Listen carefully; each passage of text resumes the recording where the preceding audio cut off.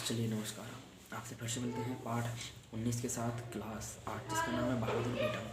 इसको आप रीड कर लेंगे। है एक बाढ़ पीड़ित एक दृश्य है जो एक नाटक एकांकी के रूप में लिखा गया है। इसमें दो बेटे, उनकी माँ और उसकी बहन के बारे में बताया गया है। रेड क्रॉस सोसाइटी के बारे में बताया गया है। रेड क्रॉस वह सोसाइटी होती है, रेड क्रॉस के कुछ सदस्य होते हैं जो किसी भी आपदा के समय लोगों को बचाने का काम करते हैं। और आप चैप्टर रीड कर लेंगे, आपको सारी चीज़ें समझ में आ जाएंगी। चलिए अब आपके क्वेश्चन के आंसर देखते हैं। पहला क्वेश्चन है, संदीप और कुलदीप को घर आने में देर क्यों हो गई? तो लिखेंगे वह दोनों बाढ़ पीड़ितों की मदद कर रहे थे, इस कारण उन दोनों को घर आने में देर हो गई। दूसरा है, नदियों में बाढ़ आ जाने से क्या क्या हानि होती है? तो आंसर लिखेंगे, नदियों में बाढ़ आ जाने के कारण गाँव के गाँव बह जाते हैं, हजारों की संख्या में जानवरों की मौत हो जाती है, लाखों लोग बेघर हो जाते हैं और भुखमरी के शिकार हो जाते हैं। क्वेश्चन का आंसर आपको कंप्लीट हो गया। अगला है, रेड क्रॉस के सदस्य क्या कार्य करते हैं? तो रेड क्रॉस के सदस्य किसी भी आपदा के समय उसमें फंसे हुए लोगों का ध्यान रखते हैं, उन्हें बचाने का प्रयास करते हैं तथा उन पर आवश्यक मूलभूत सुविधाओं को पहुंचाने का कार्य करते हैं। अगला है, संदीप पानी में कैसे बह गया? तो आंसर है, संदीप बाढ़ में फंसे लोगों को नाव में सुरक्षित स्थल पर ले जा रहा था।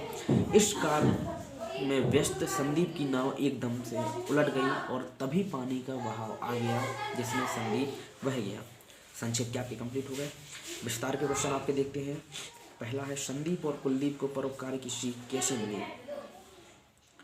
तो आंसर है, संदीप और कुलदीप को परोपकार की सीख कैसे मिली? तो आंसर, संदीप और कुलदीप के पिताजी तथा चाचा जी देशभक्ति में शहीद हो गए थे और इसी कारण अपने पिता तथा अपने चाचा के बताए हुए मार्ग पर चलकर हजारों लोगों के बलिदान से प्रेरित होकर उन्हें परोपकार करने की सीख मिली। संदीप द्वारा किए गए बचाव कार्य को, अगला क्वेश्चन है, संदीप द्वारा किए गए बचाव कार्य को युवती ने किस तरह बताया? इसका आंसर लिखेंगे, रेड क्रॉस की एक सदस्य युवती ने बताया कि वे सभी बाढ़ पीड़ितों की सहायता करने के लिए लगे हुए थे। संदीप ने वहां सबसे बढ़ चढ़ कर काम किया, अपने प्राणों की चिंता किए बिना सैकड़ों लोगों की प्राणों की रक्षा की। संदीप के साहस को देखकर सभी लोग अचंभे में पड़ गए। बिना आराम किए, बिना कुछ खाए पिए वे लगातार बाढ़ पीड़ितों की रक्षा करते रहे। जब वे बाढ़ में फंसे लोगों को नाव की सहायता से बचा रहे थे, तभी अचानक उनकी नाव पलट गई और तभी पानी का एक झोंका आया जिसमें वह स्वयं बच गए, किंतु शीघ्र ही लोगों ने उनको पकड़ लिया तथा वापस उनको बचा लिया। कठिन परिश्रम के कारण वह बेहोश हो गए थे, किंतु प्राथमिक चिकित्सा देने के पश्चात अब वो स्वस्थ हैं और कुछ ही समय बाद उन्हें होश आ जाएगा। अगला क्वेश्चन है आपका, बाढ़ पीड़ितों की क्या क्या आवश्यकताएं होती हैं, उन्हें किस तरह सहयोग दिया जाता है? तो लिखेंगे, बाढ़ पीड़ितों की आवश्यकताएं निम्नलिखित होती हैं। पहला, उनके पास आवास की व्यवस्था नहीं होती है, तब उन्हें राहत कैंपों में रखा जाता है। दूसरा पॉइंट, बाढ़ पीड़ितों के पास भोजन की व्यवस्था नहीं होती है, इसलिए उन्हें भोजन के कई पैकेट सरकार द्वारा या कुछ वहाँ की स्थानीय जनता के द्वारा उपलब्ध कराए जाते हैं। तीसरा है, उनके पास कोई स्वास्थ्य संबंधी उपकरण नहीं होते हैं, जिस कारण उनकी स्वास्थ्यता का ख्याल या सामुदायिक स्वास्थ्य केंद्र या स्थानीय डॉक्टरों द्वारा रखा जाता है। इस तरीके से अन्य कई संस्थाएं जैसे रेड क्रॉस, स्काउट गाइड तथा अन्य सरकारी